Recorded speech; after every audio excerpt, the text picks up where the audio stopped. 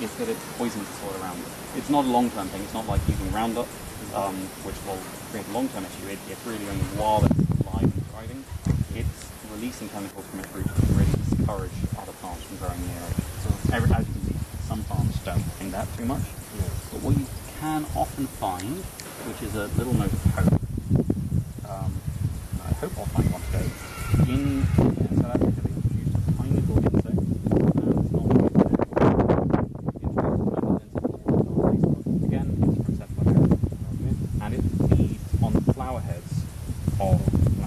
Pollinate them, it literally eats the flower, and that prevents it from forming fruit, prevents it from spreading. They also introduced something called lantana bloom moth in the same parts of America, and that has by itself come from South Africa and Kenya to Zambia, and you will now find it coming to light, and it eats the leaves, it eats the stalks of the lantana, and so it's slowly killing it, which is good because it's slowly killing our woodlands. So, is it any useful? As far as I know, the only reason it was brought to Zambia is as an ornament. It is very pretty when it's in full flower. Yes. But it does, as it's quite toxic, it has some insecticidal qualities. Some people recommend boiling the leaves and mixing them with oil or dishwashing liquid, and then spraying them on your tomatoes or on your beans to get rid of aphids. Realistically, doing that with your dishwashing liquid will work anyway, and dishwashing liquid isn't great for your soil either, so is that what I was, no, sorry. There was a fly I was hoping to see, which is a very good indicator for small-scale farmers. Yeah. Why are they attracted to the water bodies? So the first off, all life needs water, but male butterflies in particular, they get through a lot of salt as they're going around harassing female butterflies most of the time. Butterflies have never had any as far as I know. But so as the mud is drying out, the water that's brought salt from the hillsides, from all the areas, it's concentrating it as it dries out on the edges of the mud. And so the butterflies are really coming in search for salt. It's the same reason you'll find them on roads, after the rain season, on puddles, on hot days. You'll find huge numbers of butterflies. We've got a few different species there. You've got so the bright yellow one, you might just be able to make out in the video. Yes. That's a grass yellow. They feed on St. John's wort and related wildflowers. Those are actually medicinal plants, so that if you find the females of those butterflies laying eggs, that can be an indicator that this is in that group of plants and could be used to treat certain ailments. I'm not going to recommend which ailments, because some of the things that those plants are recommended for are quite various. There's actually a butterfly that's landed while we've been talking here. You can see that the larger, darker one just close to us. I don't know if you'll be able to see that. That's actually a Maurus, one of the Monarchs. And they are really fantastic because they are one of the first types of butterflies, large butterflies I've seen here, trying to lay eggs and develop on lantana. Their natural host plants are milky, so they're another one that, sorry, I talked to you off camera about another one. They take the toxins from the plant to defend themselves with, but they are dealing with one of our most problematic plants, which is really fantastic. The others are mostly veined whites, which you'll find all over Zambia, and the orange one is a false border. Those both feed on wild capers, some of which are edible, some of which are not. So, yeah. That's our butterflies. Okay, awesome. Yeah. Why are they attracted to the water bodies? So the first off, all life needs water, but male butterflies in particular, they get through a lot of salt as they're going around harassing female butterflies most of the time. Butterflies have never had any as far as I know. But so as the mud is drying out, the water that's brought salt from the hillsides, from all the areas, it's concentrating it as it dries out on the edges of the mud. And so the butterflies are really coming in search for salt. It's the same reason you'll find them on roads, after the rain season, on puddles, on hot days. You'll find huge numbers of butterflies. We've got a few different species there. You've got the bright yellow one, you might just be able to make out in the video. Yes. That's a grass yellow. They feed on St. John's wort and related wildflowers. Those are actually medicinal plants, so that if you find the females of those butterflies laying eggs, that can be an indicator that this is in that group of plants and could be used to treat certain ailments. I'm not going to recommend which ailments, because some of the things that those plants are recommended for are quite various. There's actually a butterfly that's landed while we've been talking here. You can see that the larger, darker one just close to us. I don't know if you'll be able to see that. That's actually a Maurus, one of the Monarchs.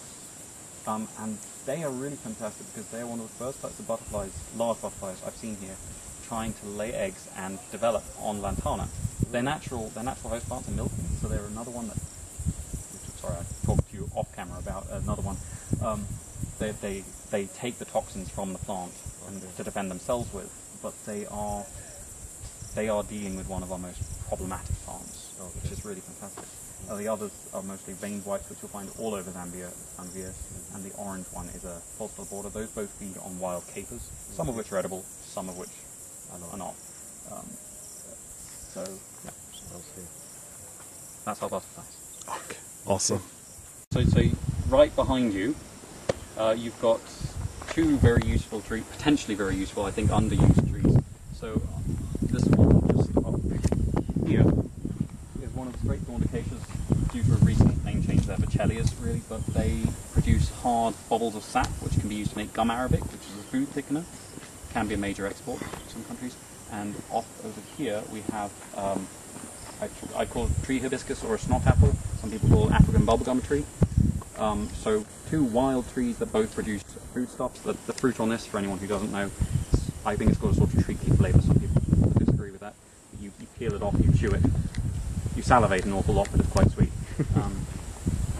But it's not lacking in nutrition. It's got sugar for energy. It's got a few of the vitamins, and like a lot of tree fruits, it's got a lot of the minerals. Which, I mean, maize has quite shallow roots. So when you're just eating mealie meal all the time, you're getting many minerals. Very mineral rich. Tree fruits that the tree has gone down a long way. It's got all the minerals it needs, and quite a few of those are going to be in its fruits too. So that's our way of doing what the butterfly is doing and getting our daily dose of salts. So yeah, so two potentially very useful things that just grow wild and I think should be encouraged. Sorry. We've got another useful tree just here. This is Dictostachys. It's a very common tree in disturbed areas. It's really our natural version of lantana. It's very, very aggressive, thicket-forming tree. It also produces gum arabic. It's not as high quality as from some of the acacias, but it can be used in very much the same way as a food thickener, as a soup thickener, as a to make sweets chewy, for example. So another useful one. Very pretty flowers as well, so a good thing to keep your pollinators fed outside of the crop season.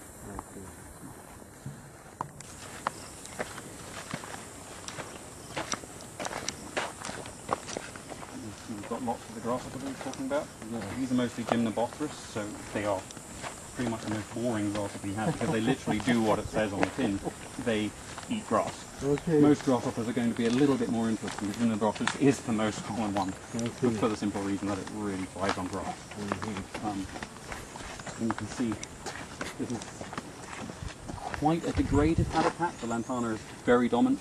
You rarely see this much lantana in a habitat that hasn't had a lot of deforestation, like chopping and clearing and digging. So even subsistence level farming. In soils you often have a thin layer at the surface called cryptobiota, and that keeps a lot of non-native plants that aren't used to it from germinating. As soon as you have that disturbance, you have a lot more germination. This is one of the bush willows. Some of them are really fantastic timbers. I'm not convinced this is one of them. So the Leadwood is a very, very notorious variety. So it's Combretum, so it's the same genus of tree, so it's the same group. Quite similar growth form, quite similar leaves, a lot bigger when it's mature. But that is such a hard wood. You've got examples in South Africa still standing more than 100 years after they've died. Because even termites can't take them apart. That's true, eh? Yeah. So it's a very solid timber, very hard to work, but if it is worked, it makes very long-lasting, very resilient furniture. So they are not just useful in that they hold the environment together, they reduce erosion, but they also have potential direct uses. And this over on the side is one of the Brachysteges and wombos, so that's what our whole system is named after. Mostly used for charcoal, realistically, but a very valuable habitat for a lot of trees, a lot of insects, which then provide their own ecosystem services. Also, because they dominate this area, they are what's producing the oxygen we're breathing. They're what's holding the water in the soil the most, and they're what's fertilizing the soil the most.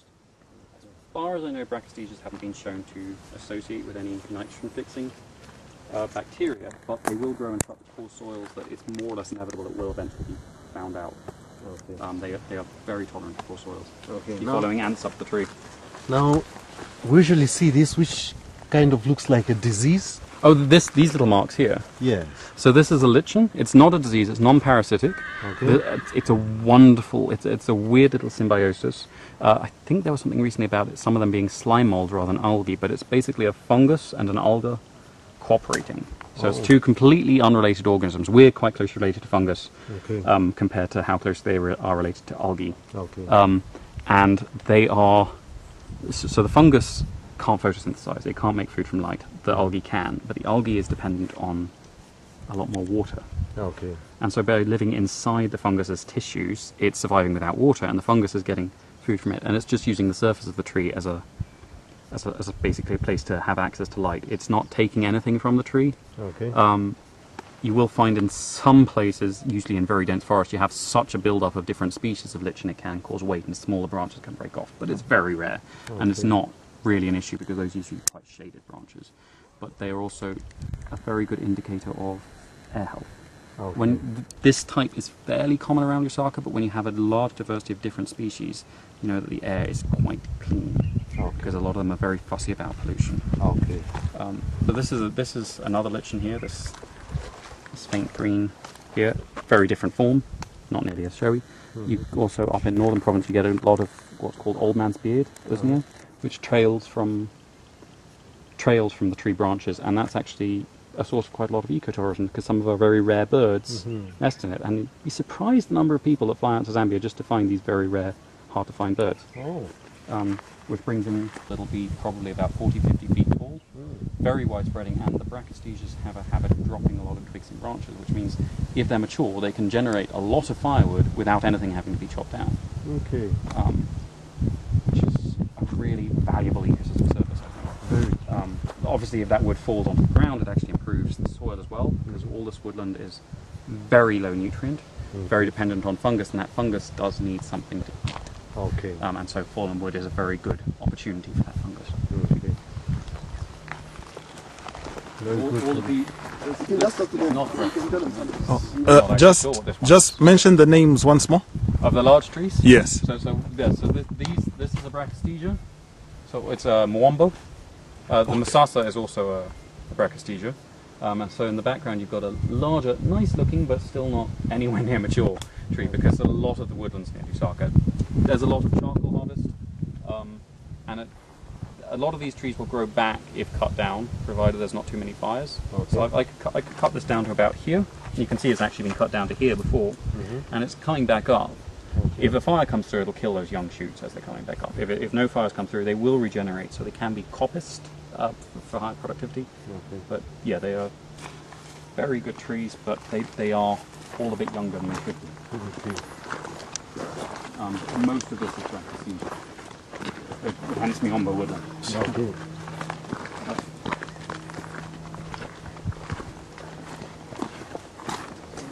I'm trying to fly out.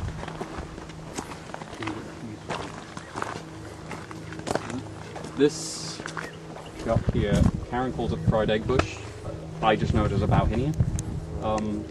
It's another one that it produces a vast quantity of flowers, very attractive to a lot of pollinators. In particular, it's attractive to a lot of sunbirds. So it's a very beautiful thing to have in your garden, and it's unlike a lot of the garden trees people put in for attracting birds. It is very drought resistant. You don't need to really water it or pay it any attention at all. Okay. And it's like a lot of native trees, it's a nitrogen fixer, so it's also fertilizing the soil around it.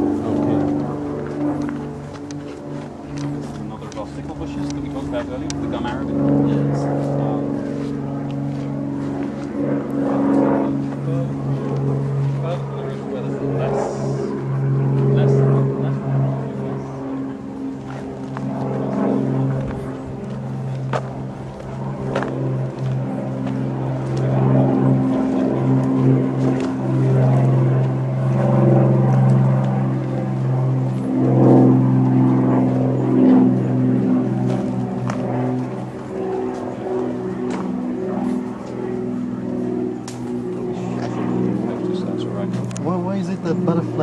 found in pairs?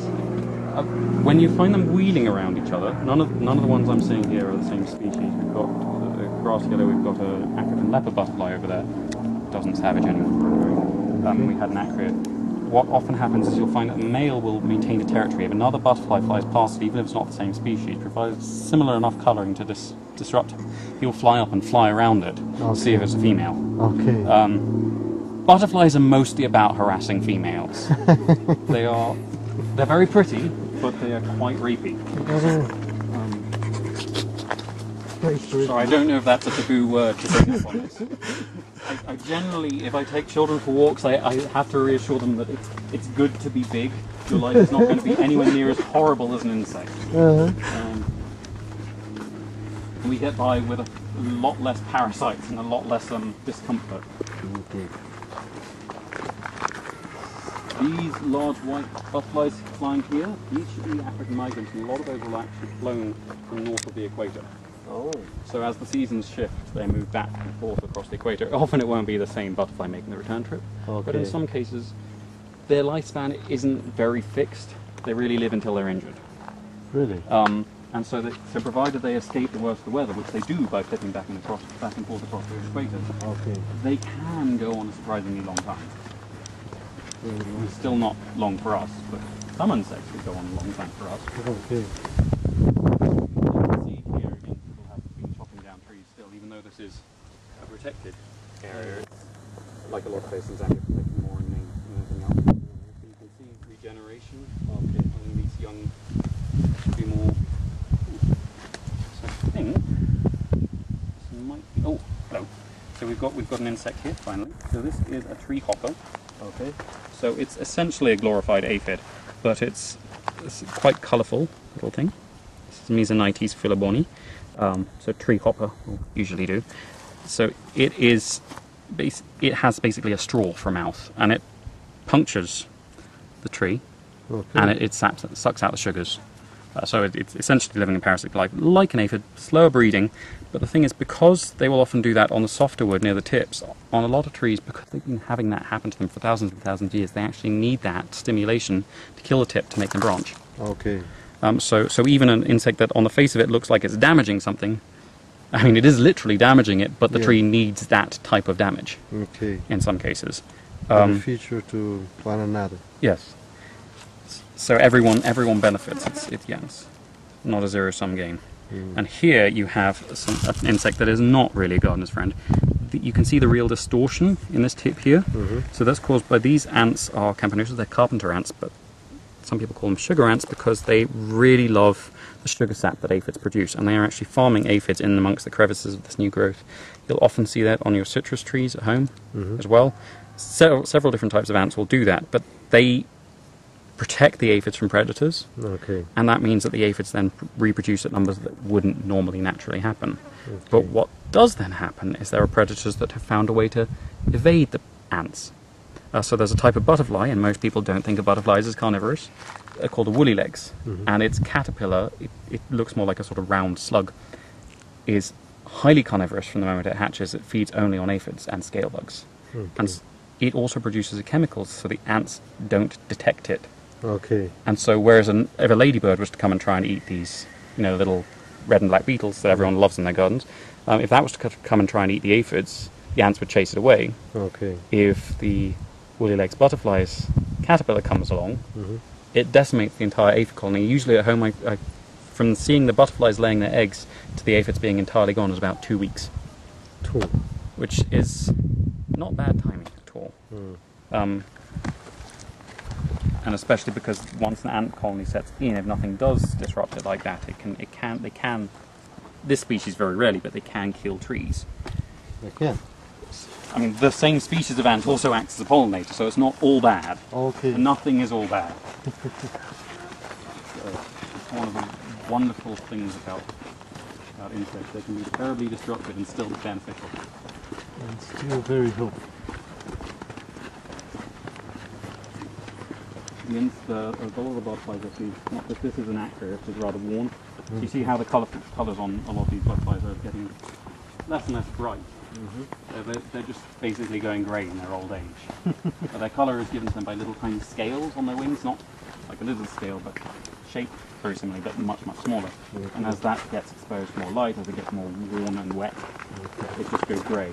And so its warning coloration is gone, and soon a bird won't realise that it's not to be eaten. Okay.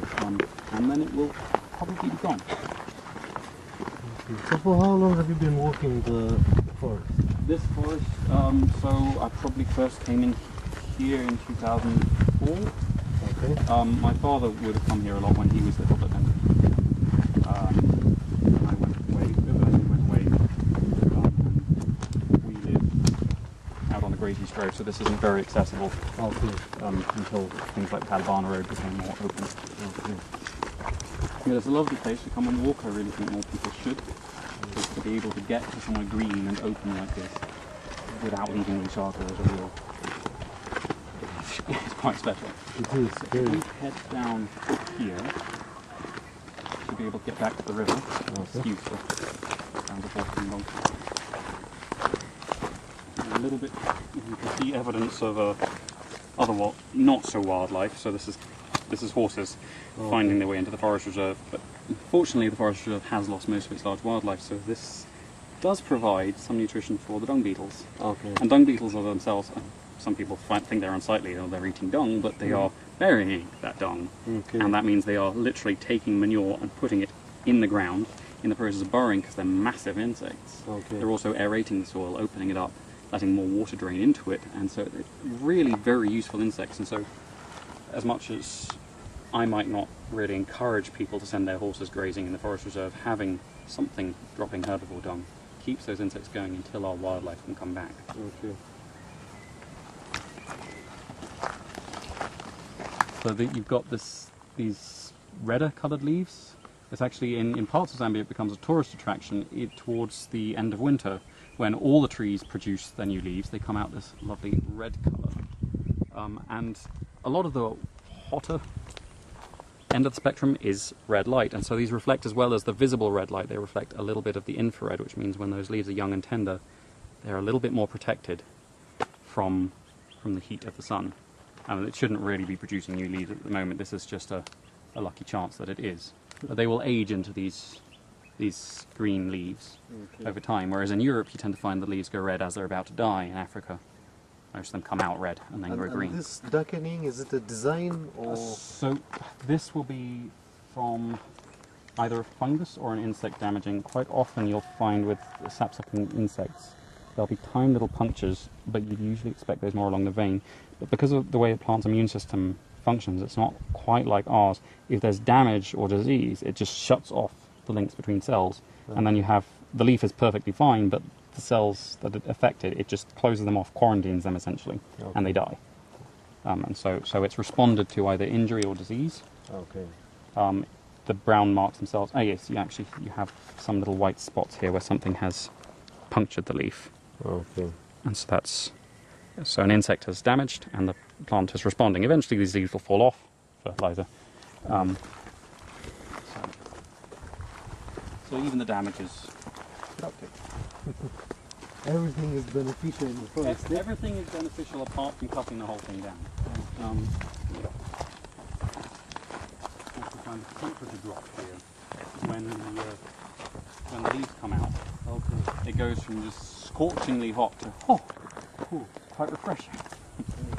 There's actually it's a much higher density situation, but on the outskirts of Rio de Janeiro there's man-made forests, mostly native trees, but a lot of fruit trees from around the world, and the density of that is only about 10 hectares.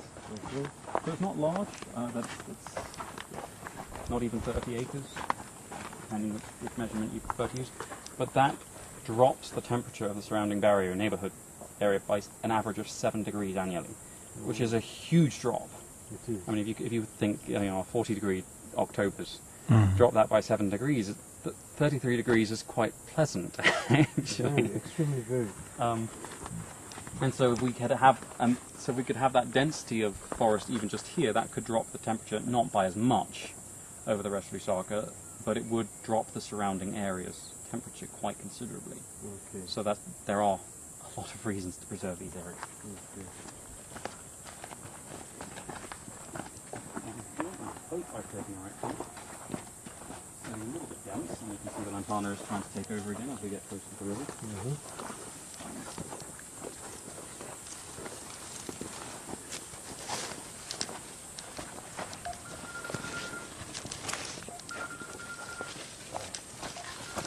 Sorry, I will pull her back.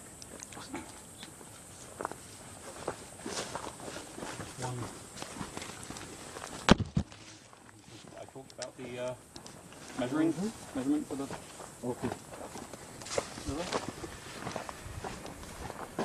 And we have the delightful evidence of lifting.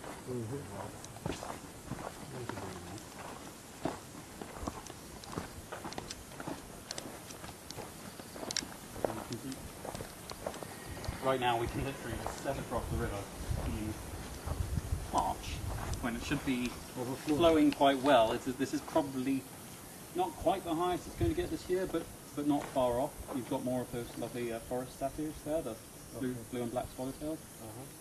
But also coming to mud. But if you just look over behind you there, you'll see there is a measuring stick in the ground 1.6 meters above the water. That was probably put in during the colonial era or early Coinde administration. I'm not sure when it was put in, but it was put in within the last 100 years to measure the height of the river, and they felt it was necessary to put it up that high. Because the river was that high, and since then the loss of the forest cover, damming upstream, people pumping out for agriculture. There's been several housing complexes gone up in upstream, and there's just no water. I mean, even when I was 15, this river flowed year round. It didn't even look like this in the middle of October. I used to just down there. I used to catch crabs. When my father was about 15, this was a fairly sizable river, and now it's nothing. so that's loss of the forest. so sad, eh? There are some things that are surviving loss, but things like the crabs, which are all our native crabs are potentially edible. They're gone. They need permanent water. Most of the fishes are gone, which is another potential food source for communities surrounding us. So people would come fishing here? When I was little, people didn't regularly. There were very small fish people would occasionally catch. When my father was little, people would come fishing. It wasn't like a major fishery, but it was something you could do quite locally without having to travel to Kafui or the lower Zambezi. It's gone. Sad state, eh? We're now actually surrounded pretty much by invasive plants. This big tree here is Indian, it's tuna. We've got the poison apple here. I believe is also Asian. We've got obviously the thickets of lantana on the other side, which are Central Americans. There's work being done to try and let the native species back in. We have a medicinal tree coming up there, from the stump there. That's a quinine. So that can be used in the treatment of malaria. It's a very valuable tree. Up ahead here we have two large acacias actually surviving. We're done with our forest walk. It was quite pleasant to learn a few things about the forests and how important insects and the trees are to each other and to us as human beings. For anyone that would like to get in touch with William, feel free to seek his advice on farming and how important insects are to the well-being of the environment. It's been a pleasure having you. Stay green.